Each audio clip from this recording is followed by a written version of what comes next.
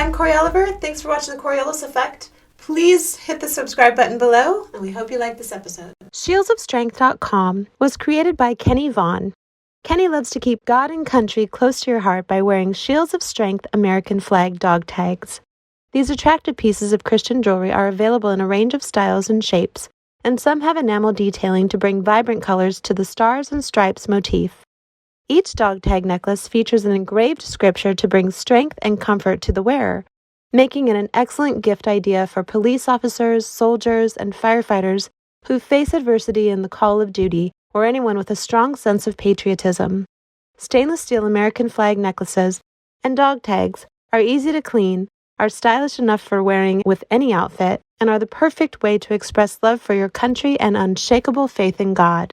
ShieldsOfStrength.com has a variety of cross necklaces, books, apparels, accessory, Mother's Day gifts, fitness, even gift certificates. Shop ShieldsOfStrength.com. Feeling hungry for new ideas? Uninspired? Or do you just want to hear talking while you're busy? Listen to the Creative Cast podcast. Lucas Homan and Morgan Banks go on the hunt for exciting interviews, share ideas and projects, and celebrate the creativity within all of us. New episodes are released every Sunday. That's the Creative Cast podcast, CreativCast on Apple Podcasts. Good morning. Good morning, Cory. How are you? I'm doing really well. And I just realized that I'm going to take my bracelet off. I always like to start the show, but then I like to take it off because, Bangity, clickety, click. But my daughter gave it to me. Speaking of my daughter, she is just, obviously, the love of my life. And I was just talking to you before the show, talking about, I said a sentence and then I said, Bob, just leave it there, period, right? And I put the period at the end of the sentence in the conversation with you. Right. Lean over this way? Yeah. No, just bring the mic in closer to you. And I remember one time I used to, Ariana and I would kind of check in with each other.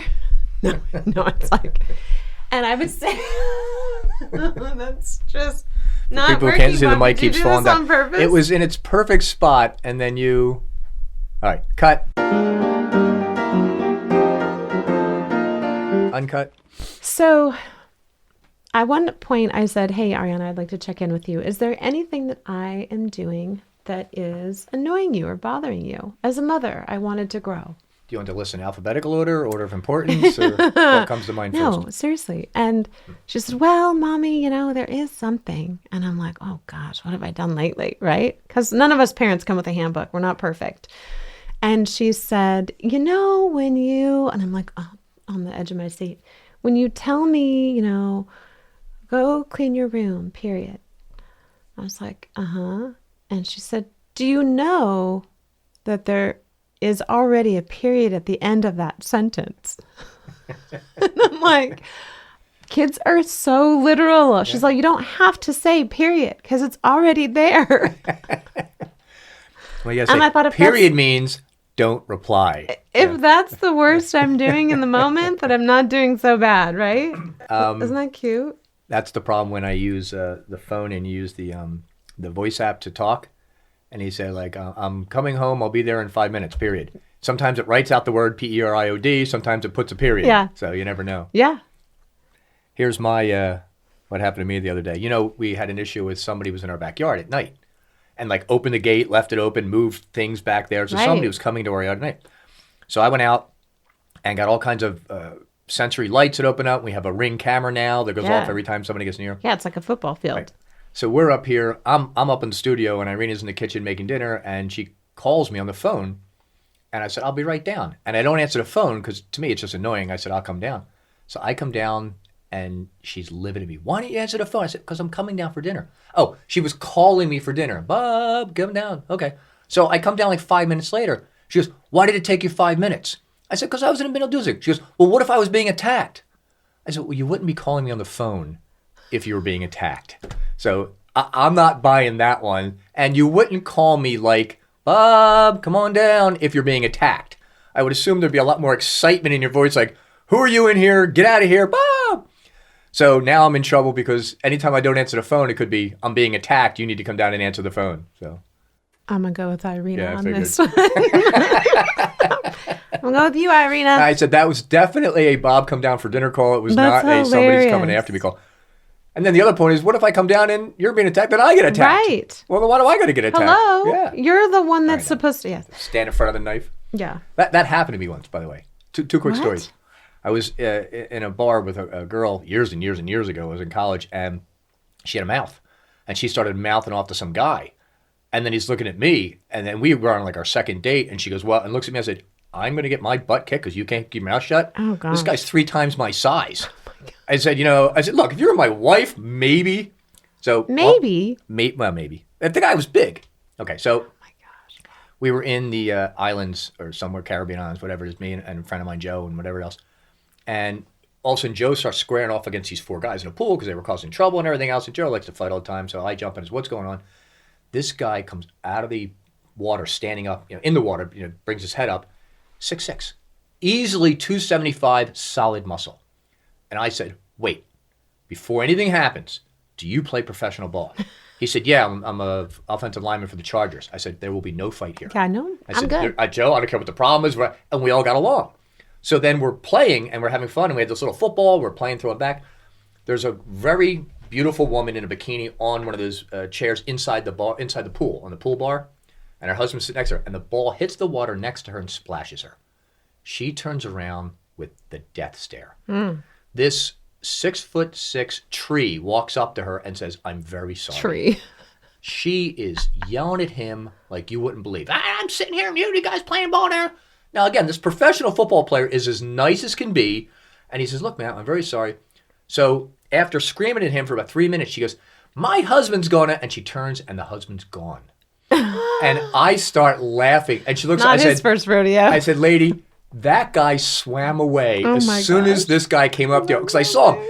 As the guy came up, they were on their honeymoon, by the way. Oh. She started mouthing off. He fell off his chair under the water and shot Slithered away. under the... Oh, no. We saw him 2 days later. He said, she's gotten me into 3 fights. Oh. We've been married 2 days. She's got me into 3 fights. I don't know what to do. No. So, yeah, and I said, ma'am, your husband left so fast when this guy came to you. Trust me.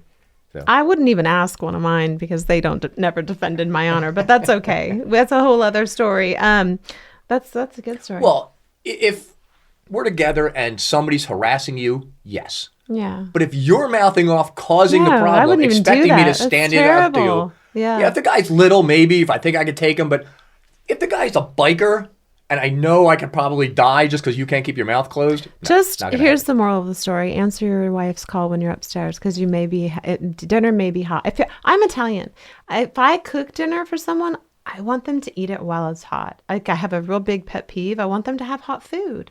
Like it's important to me that you experience it while it's hot, not cold. But this is what I've learned. Oh. When on the few times when she's called me and I come right down, the dinner's still in the pot and she's just putting it on their plate. So I have to stand there for 3 minutes. And in my mind... 3 minutes? In my mind, that's 3 minutes. I could be editing the show. I could be doing something else. So do that. Yeah, see?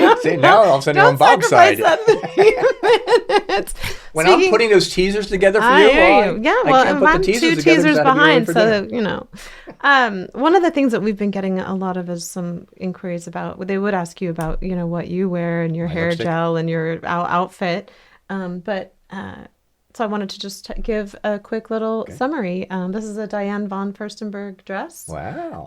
That I got at a secondhand store. Honestly, and it's Love at Second Sight in Westlake Village. They have great items.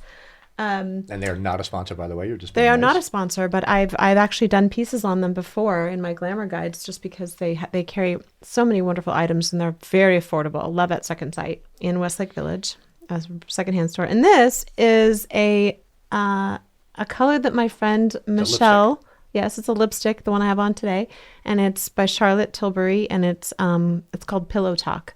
And my friend Michelle said this color would look amazing on you, so I just got it, and it looks great. Do you think? Yes. Oh, thanks, Bob. I'd have said that even if I didn't know who it was. Well, props to Charlotte Tilbury. I think that I'm saying that right. And so that's our little beauty segment of the day. Okay. And today we have on one of Hollywood's famous women in Hollywood, Donelle Dadigan. Donelle Dadigan. Donelle Dadigan. You know me, I'm terrible with names. She is a founder of the Hollywood Museum, which is located in the historic Max Factor building, and it's quite a story. We'll be talking to her about that. It is. I believe you. That's not why I'm smiling, but I believe you. Oh, why are you smiling? Because I got a text from Irina asking if she can make coffee.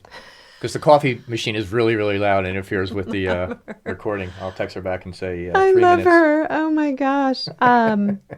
Donelle Dadigan, she is the founder of the Hollywood Museum, so I'm excited to dive into some of that. They've got great memorabilia there. Oh my goodness, their memorabilia is, most of people that watch or listen to the show know I did the memorabilia on a show called Beverly Hills Pawn, and so this fascinates me. The stories behind the items, and nobody knows this because Bob doesn't. He doesn't actually go on camera, but he's not listening, and he's also doing text messaging as we speak. So I'm trying to text my wife to say she can make the coffee in 3 minutes, but I hit the button that changed the regular keyboard to the Cyrillic keyboard, the Russian keyboard, and I can't figure out how to get it back because sometimes my wife and I text back and forth, and now I can't. And I don't know how to say 3 minutes in Russian, so I'll say three random letters. Sorry. Anyway, I know it's tree. I know the Russia 3 is tree. Okay. Well, we were actually talking about Donelle Dadigan, who is the founder of the Hollywood Museum, and she actually purchased the Max Factor building, which coming up it's a great story. She is and the museum's down there. Is that one of the? It's right on Hollywood Boulevard, yes. And I want to say the one begins with that Fairfield or Fairfax. Fairfax. Yes, it's right there. I used to drive by there every day when I worked in Sunset. Yes. Oh, it's great. It's so great to go in and see, how it was done back in the day, and it's old school, is what I'll say. And they've got new stuff in there as well, but. And did Max Factor? He started makeup in Hollywood, yes. Right? Oh, yes. We actually had one of his original cases on our show filled with some of the original makeup, and It was really cool. Yes. From the 20s? Yes. Silent movie theater, right? Yeah. Anyway, so she's coming on the show today to talk about, she won an award, the Founders Award on the Family and Film, She won the Founders Award, and it was presented to her at the Family Film Awards, which will air on April 22nd from 8 to 10 on the Reels channel. Very cool. Which is the channel that hosts the show I was in, which is Beverly Hills Pawn. Yeah. Yeah. This is a real fun fact. The Beverly Hills Housewives came to me and wanted to interview me for the show. And so I did an interview, and at the end of the interview, she's going through my life and my stories and good and bad and all of that. And she's like, how does your daughter feel about everybody walking all over you? And I was like, yeah, I'm definitely not going to get on this show, right? Not that I wanted to be. It's a great show, but neither live in Beverly Hills nor are you a housewife?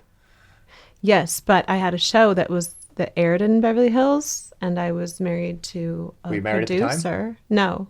Oh. A lot of them aren't still married. I thought you had to be married. How can you be a housewife if you're not married? You don't have to be. You don't have to be actually married, or you could be, having had been married.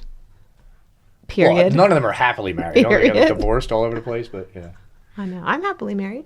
Too? Jesus. Okay. He's my husband, and he's the only one I'll share, and I'm quite happy. Trust me, I am. Anyway, so I'm excited to have her on the show. She's really a great staple. Did we just run out of film? I don't know. I'll check. It's off. And it's...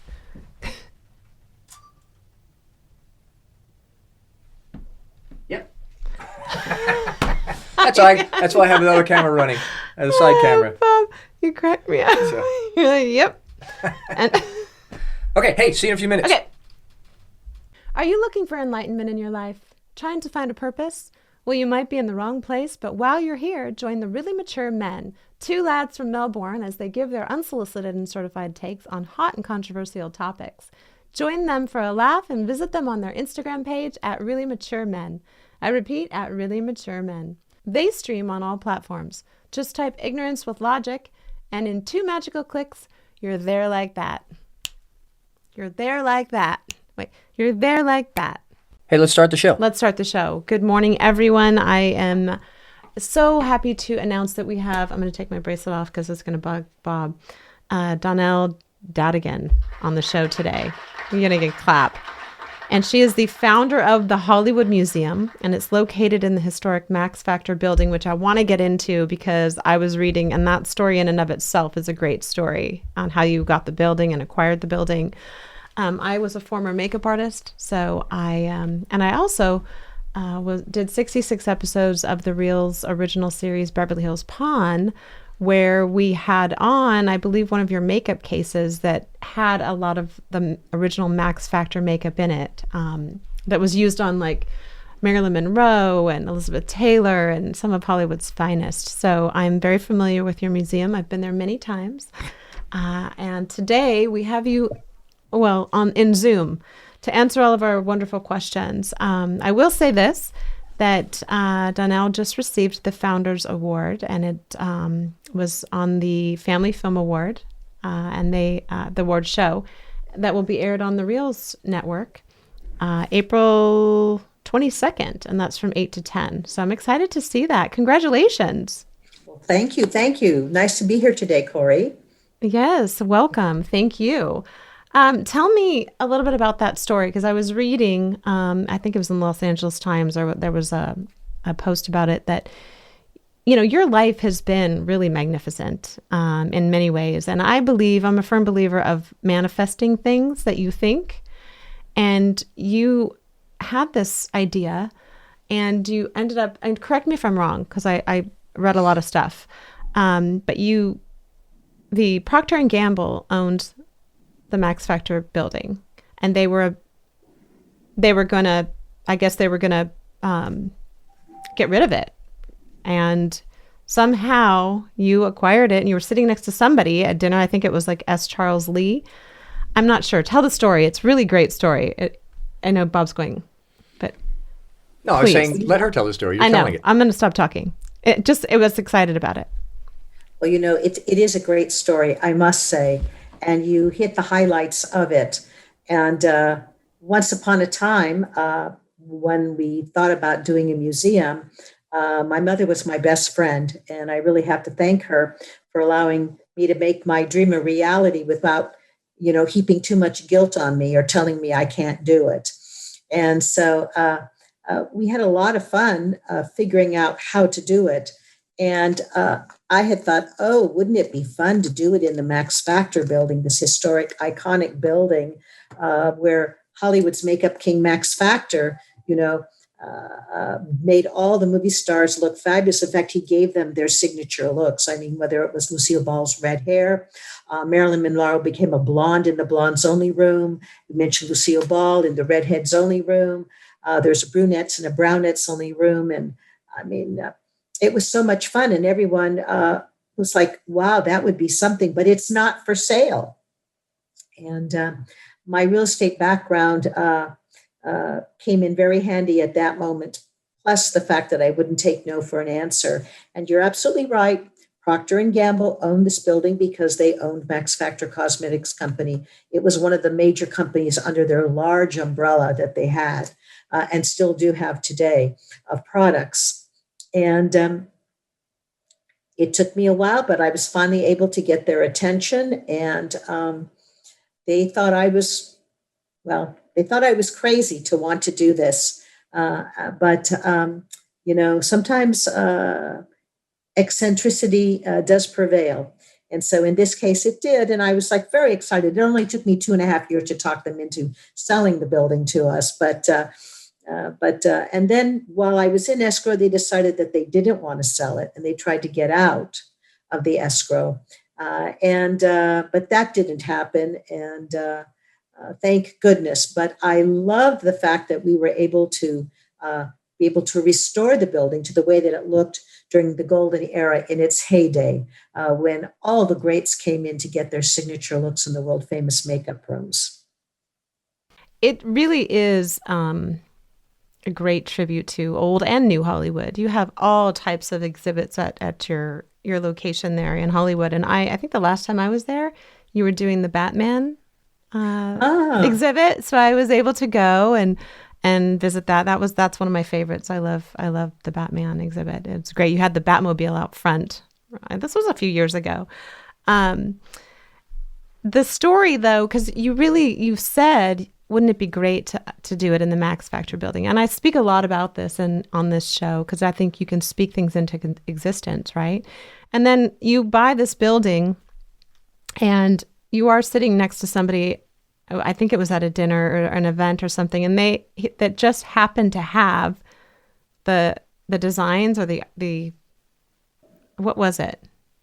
Well, again, I mean, it's you've done your homework. There's no doubt about it, Cory. It fascinated me because you are incredible. That's how sometimes things happen, and it's such a great story.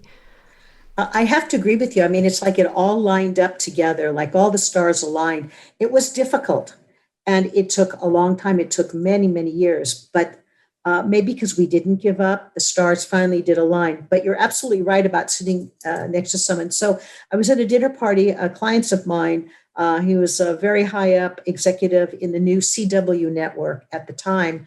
And I had sold them their home here in Beverly Hills. And he had a dinner party and he wanted to introduce me to all of his friends and said, this is the crazy realtor that sold me this house. And it was a mid-century modern with a fabulous view of the world from downtown all the way to the Pacific Ocean.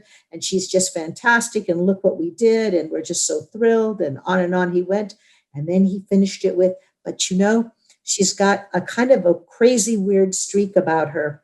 She wants to open a museum and she just purchased the Max Factor building in Hollywood. And I mean, who would want to be there? Who would want to go to Hollywood? I mean, I don't know what she's going to do with it, but she seems to think she's going to open an entertainment museum there. And I thought that, okay, that was like, oh, good girl, Donelle, look what you did. You helped get this house for us, made a great purchase for us. We're so happy to be the buyers with blah, blah, blah. And then in the second half of that sentence is, but there's something a little bit wrong with you or slightly off with you, or you're not thinking straight, or maybe you're not as intelligent as we thought you were.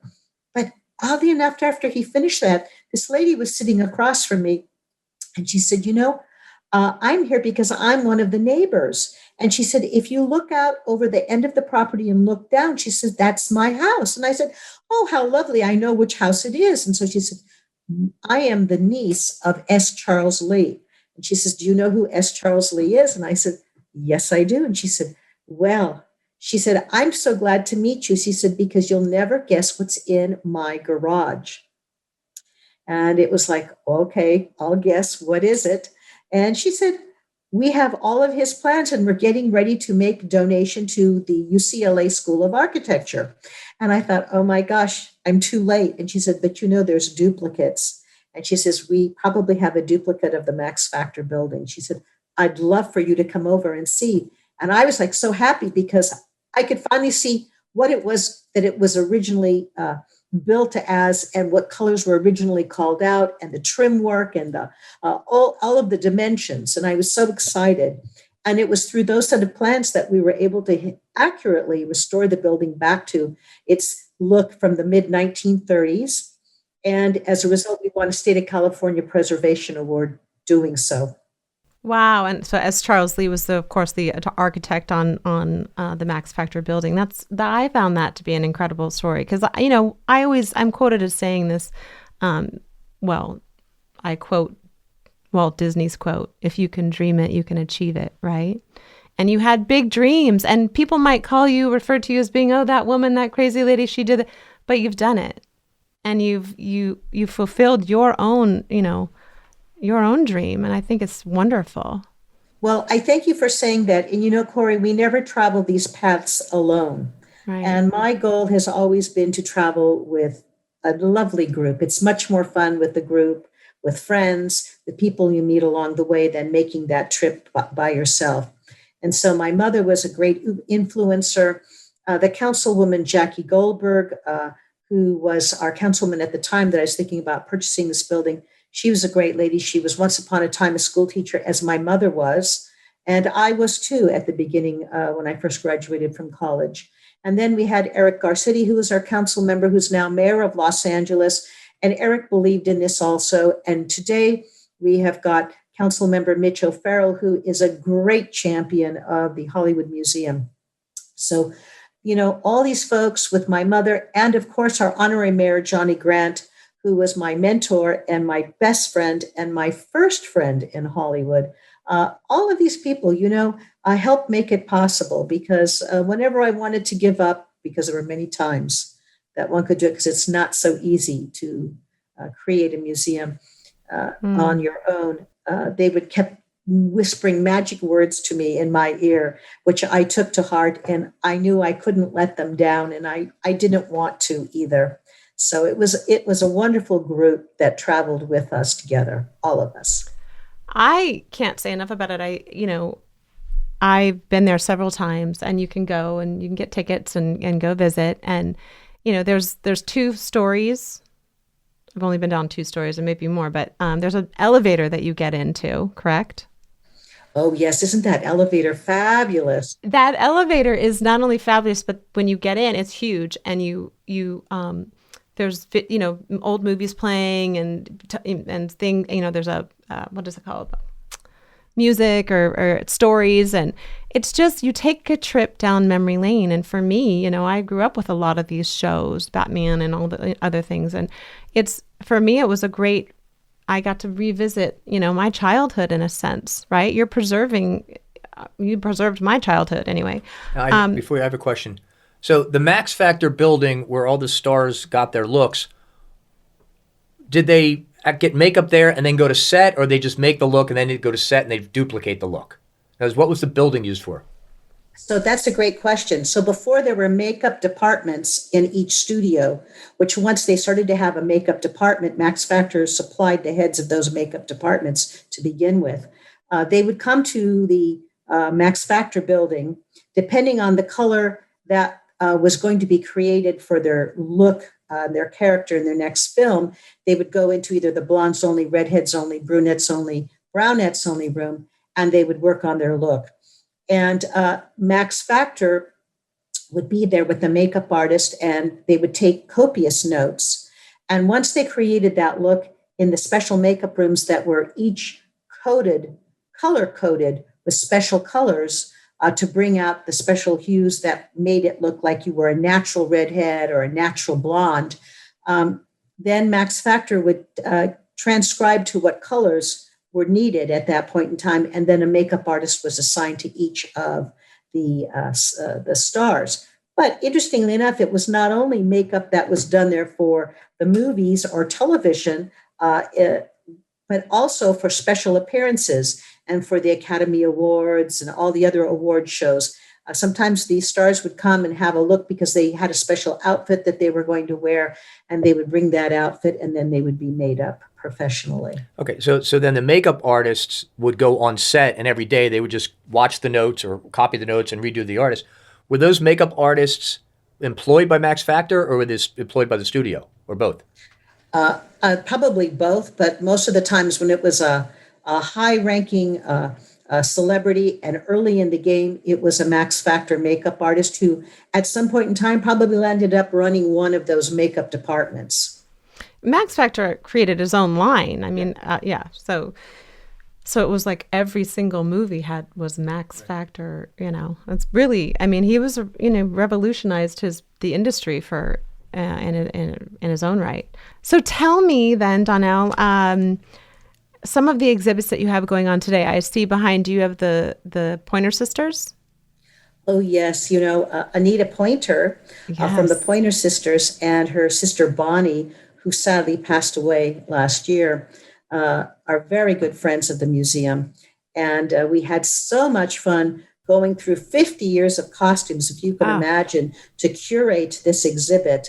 And there's gold records and platinum records and so many interesting, not only in front of the public, the costumes they wore on stage, but also in several of the films that they had cameo appearances in, and then also personal outfits that they wear with great stories and great photographs to go along with them. As you can see, it's a very colorful exhibit. It's very colorful. And Anita is quite something, and she visits the museum on a very regular basis. Last year, it's the first time that the Pointer Sisters made an appearance all together, was last year. And they actually sang, and it was for one of the special exhibit openings. Yeah. I actually had the privilege of meeting her at the, I think they were at the, pretty sure it was the Family Film Awards and the Batman exhibits, and they're lovely, just filled with joy. They're just wonderful. Oh, we have so much fun. We're looking forward to going back and doing that with Anita now and Ruth when she comes into town. But I have to tell you, Anita and Bonnie and I, I'm an ex-school teacher, so it was kind of fun. I mean, I became somebody completely different. These two love to flirt and get in, have good laughs, and they were mischievous. And they're full of energy, I tell you. Yes. But of course, the angel's halo always hung over their heads, I must say. That is beautiful. I love that. Tell me, what the location is huge. I can't say it enough to go visit this. It's one of Hollywood's, staples, and the exhibits that you have. Tell me some of the current exhibits that you have. And also for me, I'm wondering, having done that show, Beverly Hills Pawn, and having a lot of items on our show, you have to really take care of these items. They have to be stored in certain temperatures, certain items. Fabric breaks down over the years for costumes. So tell us, your process of how you procure all of the items in your location at the Hollywood Museum. Cory, that's a great question because it's not so cut and dry and it's not so obvious. I mean, obvious is that the studios have artifacts that they'd like to loan. Production companies have artifacts that they'd like to loan. The celebrities themselves sometimes have their costumes and whatnot that they'd love to see on display, as do the fans and the heirs and the fan clubs. But it's putting it all together and then recognizing when it's actually authentic or not, or a fabulous replica, because that's out there too. And so call on professionals from each of the fields to verify and authenticate before it comes to the museum. I mean, we've had that happen with Marilyn Monroe, a very significant collector, in quotes, of Marilyn Monroe, was trying to have an exhibit on display here, and he's from the Midwest. And he approached the museum. And I remember years ago, I had an associate from LACMA, the Los Angeles County Museum of Art, and she headed the textile division at the time. And I asked her to come over and take a look at one of the outfits that was supposedly Marilyn Monroe's.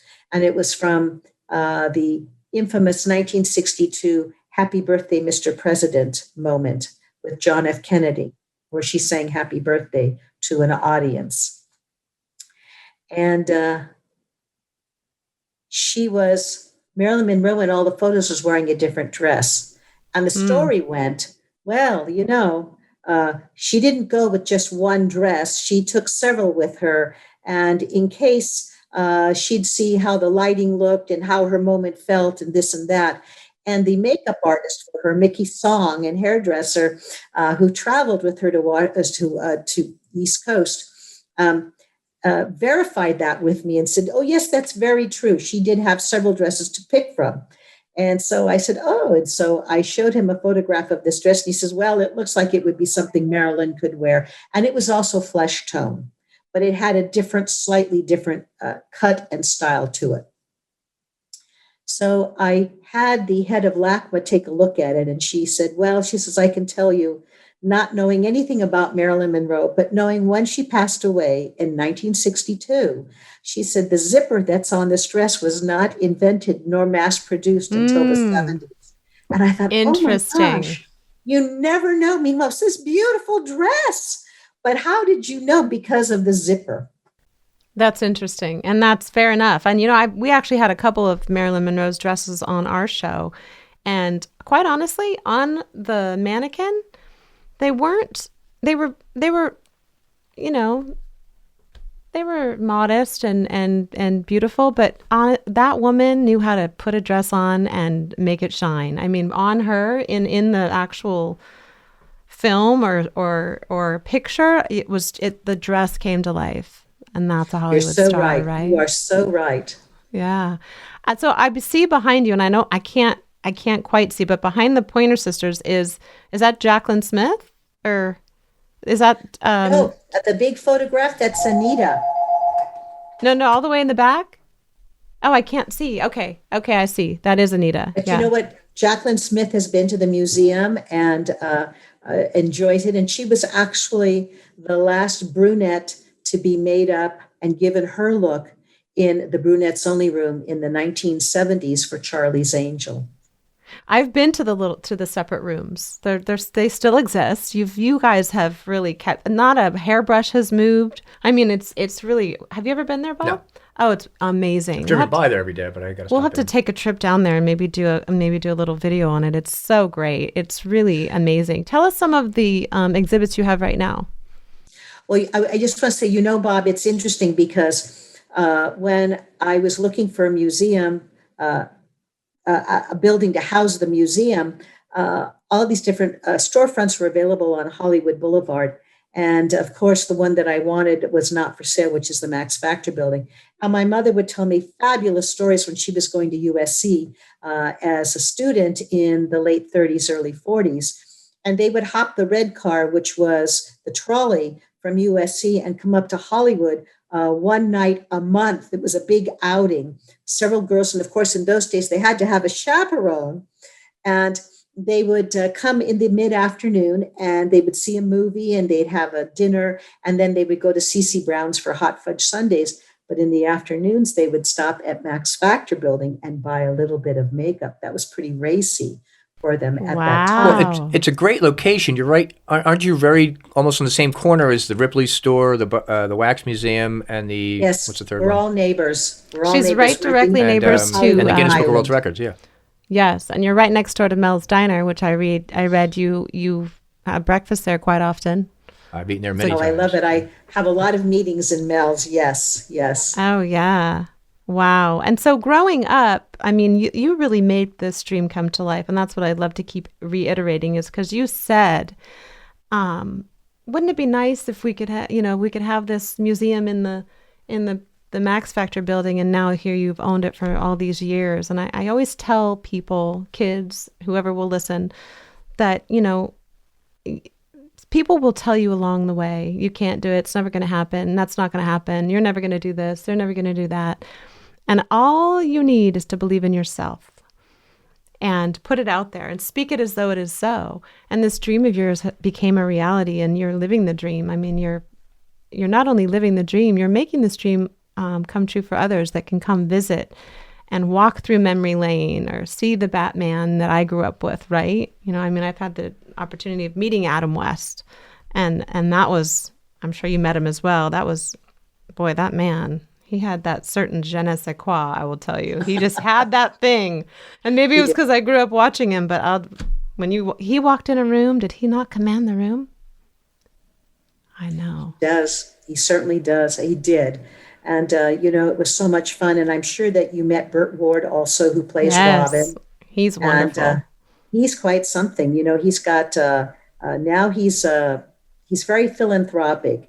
And he even invented, he loves animals. And so he invented a specific we had him on the show, dog food. Yes, Gentle Giants. And I admire him and his wife.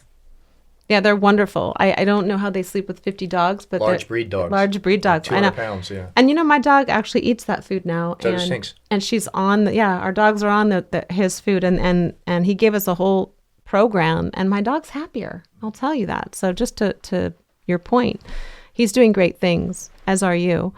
Tell me, over the years for you, when I was doing the show, they had Marilyn Monroe's lighters.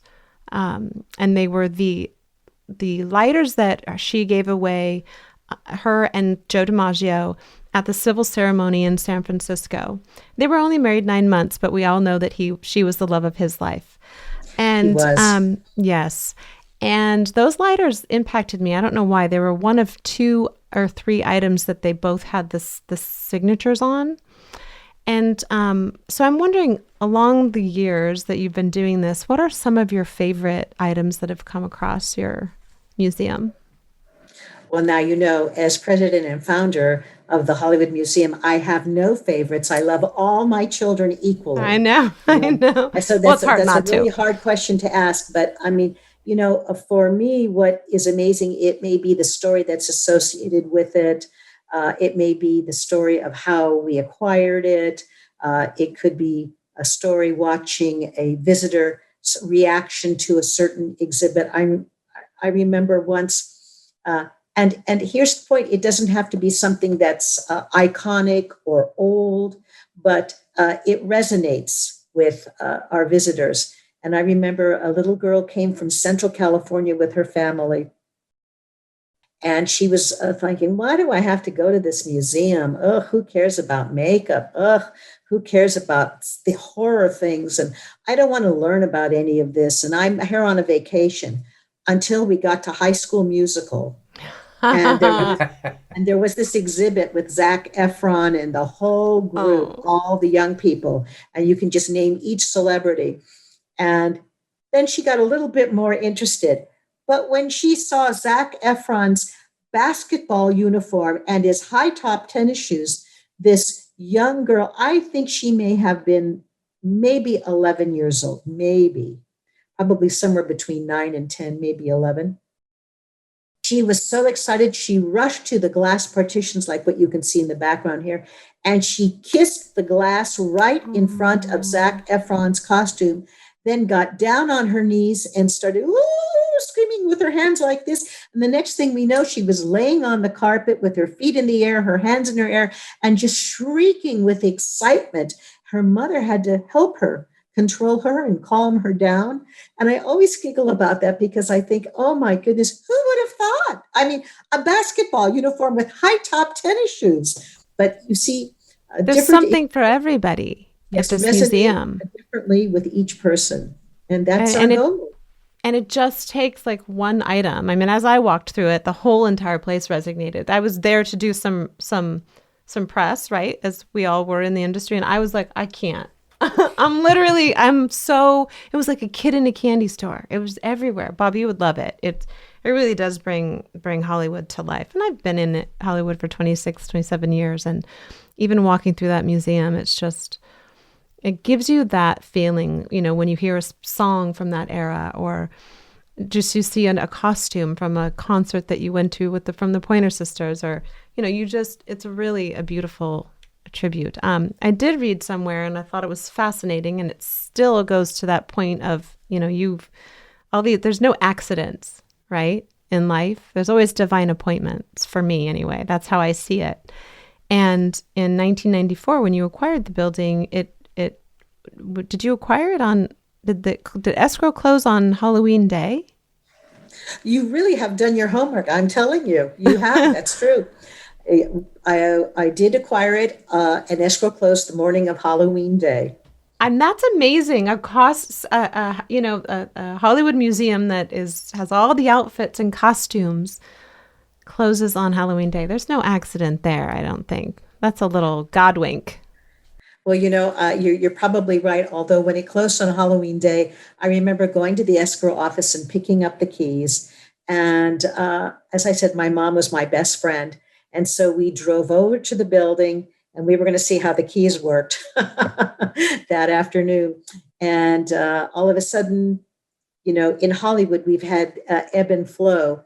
And it was not a good time when we purchased the building at that time. Hollywood was still at the beginning stages of its transformation back to its golden era.